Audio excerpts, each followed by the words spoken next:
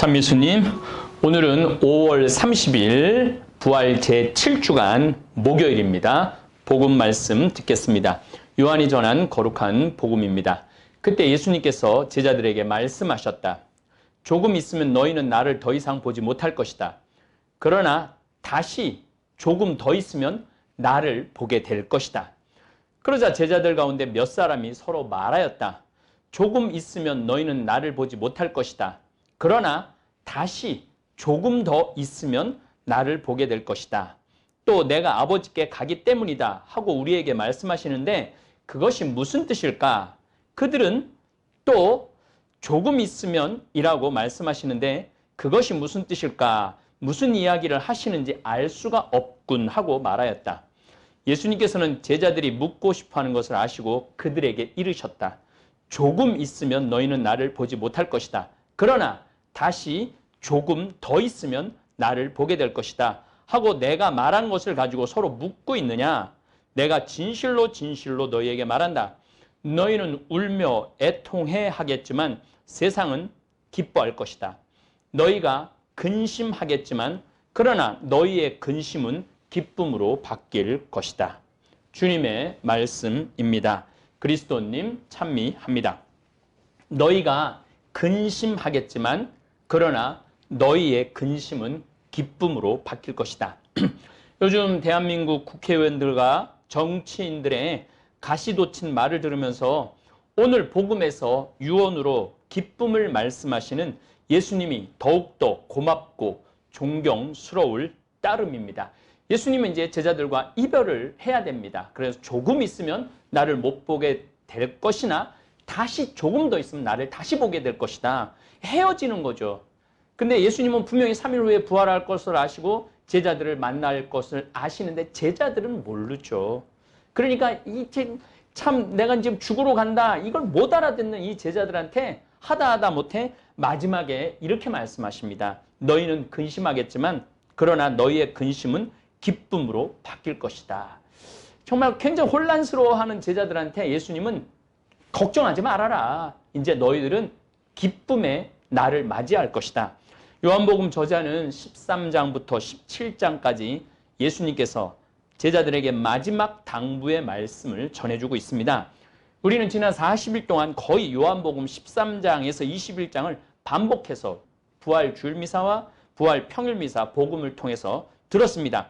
그래서 유튜브 평일미사와 주일미사 강론을 경청하시는 분들 또 유튜브도 듣고 본당에 가서 미사 참여하시는 분들은 들은 이야기 또 듣고 그 얘기가 그 얘기 같고 저 얘기가 이 얘기 같은데 사실은 이 엄청나게 중요한 얘기를 우리는 계속 듣고 있는 것입니다. 이게 내면화하는 데는 여러분들 공부가 많이 필요하리라 생각을 합니다. 물론 참 고마운 건 1시간 전에 들은 이야기도 까먹는 분들이 많기 때문에 매일매일 제 강론을 새롭게 들으시는 분들도 있기 때문에 참으로 감사하게 생각을 합니다. 요한복음 저자는 이 최후의 만찬 때 예수님께서 제자들에게 말씀하신 한마디 한마디를 유언 형식으로 강조하고 있습니다. 부모가 자녀들에게 마지막 유언을 남길 때 가장 소중한 말을 하게 되어 있습니다. 저는 요즘 유튜브 토요특강 일본에 대한 이해라는 주제로 강의를 하고 있습니다. 저도 이 일본에 대해서 공부를 너무너무 새로운 걸 많이 알게 되었습니다. 뭐 여러 가지 이 많은 것들을 이제 여러분들 토요특강을 통해서 제가 들려드리겠지만은 문무왕은 백제와 고구려를 평정하고 신라의 문무왕을 얘기합니다. 당나라의 세력을 몰아내어 삼국을 통일을 완전히 완성한 뛰어난 군주입니다. 681년에 죽으면서 마지막 유언이 우리가 겪어야 할, 이 한민족이 겪어야 할 역사를 한마디로 정리해 주었습니다. 문무왕의 유언은 자신의 시신은 불교 법식에 따라서 화장한 뒤에 동해에 묻으면 용이 되어 동해로 침입하는 왜구를 막겠다는 유언이었습니다. 문무왕의 마지막 유언에 따라 화장한 유골을 동해 입구에 있는 큰 바위에 장사 지냈고 우리는 지금까지 대왕바위로 부르고 있습니다. 포항에서 바다 한가운데 당당하게 동해 바다를 지키겠다는 문무대왕릉을 볼 때마다 일본 왜구들을 많이 생각하게 돼요. 우리 민족에게 얼마나 큰 위협으로 존재했었는지, 얼마나 우리가 일본 때문에 괴로워했었는지, 신라 때부터 그 고통을 우리가 겪었던 거죠. 마지막에는 일제강점기 36년 동안 얼마나 우리가 많은 서름과 고난을 겪었습니까? 저는 문무왕릉에 이렇게 갈 때마다 정말 그 문무왕의 그 근심을 절절히 느꼈고, 또 백성을 죽어서라도 지키겠다며 바다에 묻힌 진정한 지도자의 모습을 볼 수 있었습니다. 나이 80에 돌아가신 석가모니 부처님의 마지막 유언도 참 우리가 새겨야 될 진리의 말씀을 하셨습니다. 다른 누구로도 말고 오직 스스로를 등불로 삼아라. 이 한마디 안에 엄청난 진리가 들어있습니다. 스스로 도를 닦아 진리를 깨닫고 인생을 주도적으로 살아가라는 말씀이라는 생각을 합니다. 조금 더 풀어보면 내가 있음에 도가 있고, 내가 있음에 진리가 있고, 내가 있음에 깨달음이 있으면서 내가 있음에 부처가 있고 스승이 있는 것이라는 말씀입니다. 사실 100년 인생을 살아가는 요즘 현대인들에게 이 말씀은 더욱더 중요한 말씀입니다. 남이 잘해줘서 행복해서는 안 됩니다. 나를 행복하게 해줄 수 있는 사람은 자식도 남편도 아내도 심지어 행복 강의를 해주는 황창현 신부도 아니고 바로 나입니다. 깨달음을 얻은 사람은 50년을 살아도 100년을 살아도 빛이 나는데, 깨달음이 없는 사람은 100년을 살아도 1000년을 살아도 아무 소용없는 삶입니다. 그래서 우리는 공자님 말씀을 새겨야 됩니다. 부처님 말씀하고 공자님 말씀하고 뭐 또 예수님 말씀하고 크게 다를 바가 없을 때가 너무 많아요. 공자님은 나는 죽는 날까지 묻는 것을 부끄러워하지 않았다고 그래요. 그러니까 죽는 날까지 배우는 것을 두려워하지 않았다는 거예요. 그래서 공자님이 이런 말씀하시죠. 아침에 도를 깨달으면 저녁에 죽어도 좋다고. 그래서 여러분들도 정말 매일매일 깨닫는 삶, 배우는 삶. 그 누가 깨달아야 되냐면 남이 깨달으면 안 돼요. 내가 깨달아야 돼. 내가 깨닫기만 하면 내 안에 부처가 있고 내 안에 진리가 있다라는 부처님 말씀이죠. 다른 누구로도 말고 오직 스스로를 등불로 삼아라. 예수님은 요한복음 13장부터 17장까지 마지막 유언을 하십니다. 물론 최후의 만찬 때 이 길고 긴 이야기를 다 하시지는 않았을 것입니다. 요한복음 저자는 예수님의 가르침 가운데 가장 중요하다고 생각하는 내용을 아마 이 최후의 만찬, 제자들의 발을 씻고 난 다음에 집약해서 모아둔 것이라고 생각을 하고 썼을 겁니다. 그래서 여러분들은 성서를 읽으면서 요한복음 저자가 예수님이 제자들에게 가장 중요하게 여긴 말이 이 안에 다 들어있구나, 그렇게 생각하시면 됩니다. 예수님의 마지막 당부의 말씀 가운데 아주 중요한 말씀은 기쁨입니다. 너희가 근심하겠지만 그러나 너희의 근심은 기쁨으로 바뀔 것이다.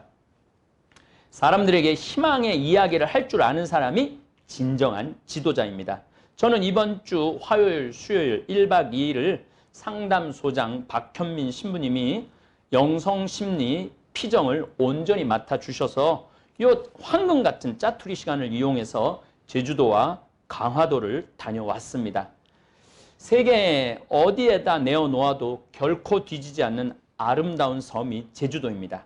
제주도를 지난 30년 동안 30번도 더 다녀왔기에 제주도의 발전을 온몸으로 체험했다고 할 수도 있습니다. 찾으면 찾을수록 아름다운 섬이 제주도입니다. 강의로도 많이 다녀왔고 또 서귀포에 있는 면영의 집이라고 피정집이 있습니다. 그곳에 피정을 한 10년 동안 다녀왔기 때문에 제주도를 많이 곳곳에 살펴볼 수 있었습니다. 지난 30년 동안 제주도 다니는 동안 올레길도 탄생했고 제주공항 확장도 보았고 곳곳에 아름다운 명소의 탄생도 보았습니다. 물론 우리 한라산 꼭대기에서 내려다 보이는 이 제주도도 참 아름답죠. 제주도를 찾으면서 가장 가슴 아팠던 적은 중국 관광객, 그것도 저가 관광객들이 몰려들 때 제주도가 망가져가는 모습이 가장 가슴이 아팠습니다.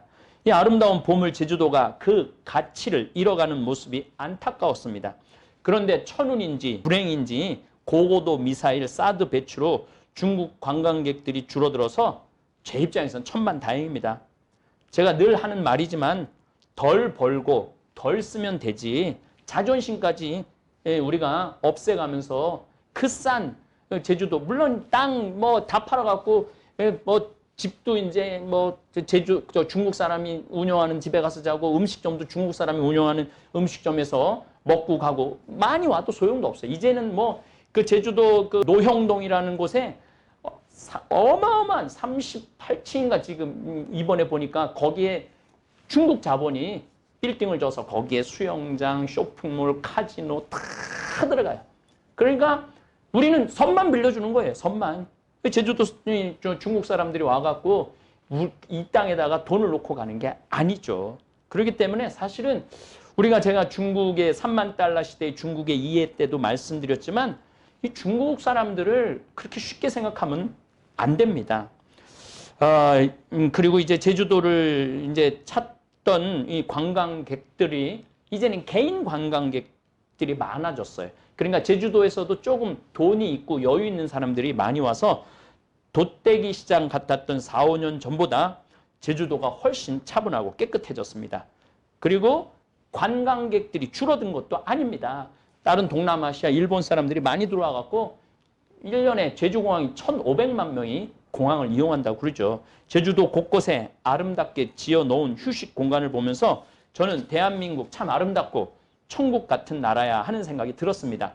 특별히 이번에 방문해 밑분 빵집이라는 곳을 방문했는데 한옥으로 집을 얼마나 잘 지어놓았는지 문경 제3생태마을 짓는데 참 많은 도움이 되었습니다. 제가 그 밑분 빵집에 가갖고 한옥도 이렇게 근사하게 지을 수 있구나. 참 굉장히 감명을 받았습니다. 여러분들도 기회 있으면 한번 가보시기 바랍니다. 그리고 강화도로는 알쓸심잡 문화여행을 했습니다. 지붕 없는 박물관이라는 말처럼 곳곳에 역사의 흔적이 묻어있고 또 해설사 선생님들이 얼마나 역사와 문화를 잘 설명해 주시던지 좋았습니다. 여러분들도 어디 우리 이제 역사 체험을 하고 싶고 어디를 가고 싶으면 신청하면은요 다 해설사들이 나와서 공짜로 해줘요. 공짜로. 그냥 술 먹고 그냥 막 왔다 갔다 할 게 아니고 그런 그 해설사들의 이야기를 들으면요 너무너무 배울 게 많습니다. 특별히 120년 전에 지은 한옥으로 지어 봉헌한 성공의 성당은 저에게 참 많은 영감을 주었습니다. 또 평화전망대에 가서 개성의 민둥산도 제 두 눈으로 직접 확인했습니다. 북한 농민들이 일일이 손으로 모내는 광경도 있었습니다.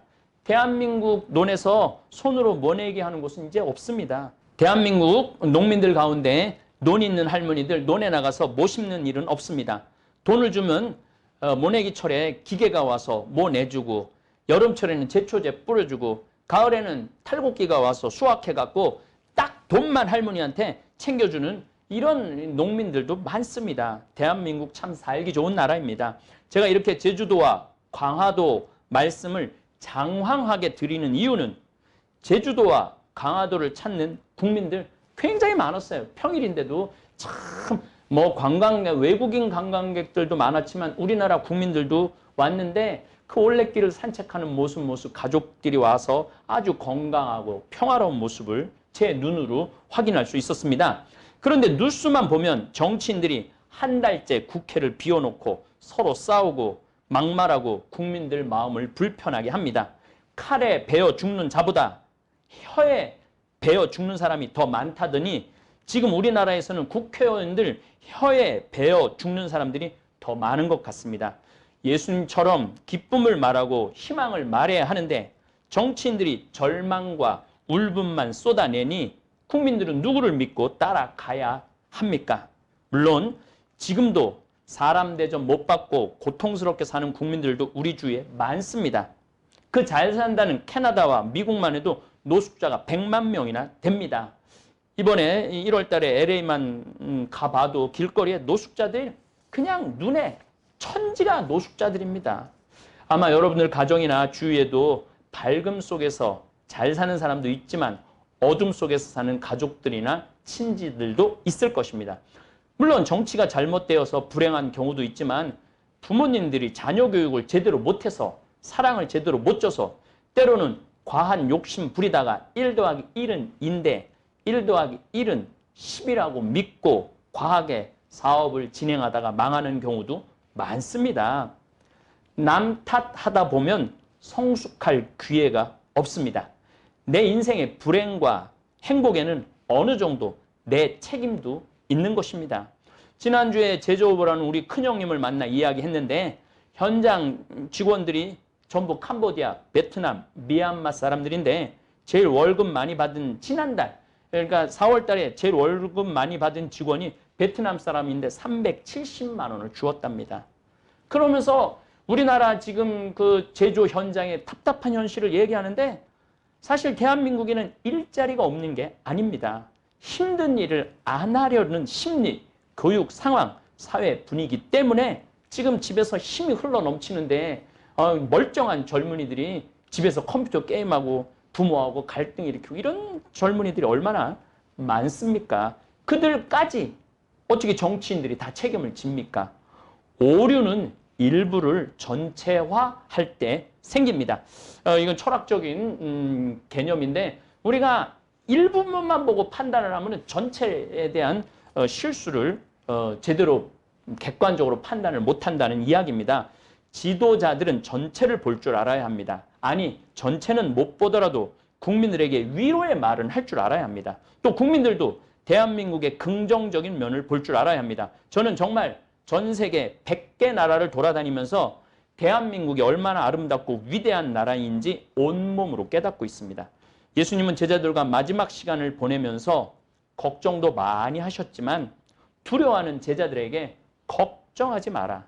너희의 근심은 곧 기쁨으로 바뀔 것이다 하시며 계속 두려움에 떨고 있는 제자들을 위로하십니다. 예수님께서 이 세상에 오시기 전 유대인들은 하느님을 심판의 하느님, 분노의 하느님, 벌하시는 하느님으로 생각했는데 예수님께서 오셔서 하느님을 행복의 하느님, 사랑의 하느님, 자비의 하느님, 용서의 하느님, 기쁨의 하느님을 보여주시고 가르쳐 주셨습니다. 예수님께서 말씀하시죠. 나를 보는 것이 곧 아버지를 보는 것이다. 예수님이 용서하시고 기쁨을 얘기하시고 행복하라고 우리에게 얘기해 주신 분입니다. 우리의 인도자 예수님께서도 희망과 구원을 이야기하셨듯이 우리도 어둠보다는 절망보다는 희망을 이야기하는 사람들이 되었으면 좋겠습니다. 제가 늘 즐겨 쓰는 말 중에 일소라는 말을 합니다. 한 번 화내면 한 번 늙고 한 번 웃으면 한 번 젊어진다는 이야기입니다. 여러분들 오늘 하루도 웃는 하루 되시기를 제가 벌써 오늘 아침에도 묵주기도 오단 여러분들 위해서 기도 바쳤고 또 남은 시간도 시간이 되면은 우리 유튜브 시청자, 우리 되살림 후원 회원님들 기쁘게 일로 하지 마시고 한 번 화내갖고 한 번 늙지 마시고 한 번 웃어서 한 번 젊어지는 하루 되시기를 바라겠습니다. 감사합니다.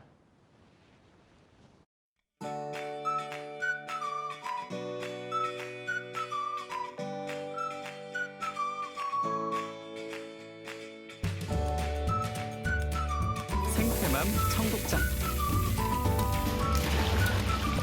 국산 콩은 한 가마에 요즘 45만 원 정도 합니다. 수입 콩은 국산 콩이 6분의 1 정도 한다고 그럽니다. 근데 저희들은 단 한 번도 수입 콩을 쓴 적이 없습니다. 성필리포 생태 마을에서는 콩값이 뛰어도 내려도 가물어도 풍년이 들어도 흉년이 들어도 청국장 가루는 지난 10년 동안 1kg에 3만 원 판매 변함이 없습니다. 우리 생태맘, 우리 청국장 가루 이름이 생태맘입니다. 생태마음, 엄마의 마음 이런 것을 합쳐서 생태맘 청국장 가루입니다. 미국 FDA 식품의약청 심사도 통과해서 1년에 50만 달러어치를 벌써 3년째 수출도 하고 있습니다.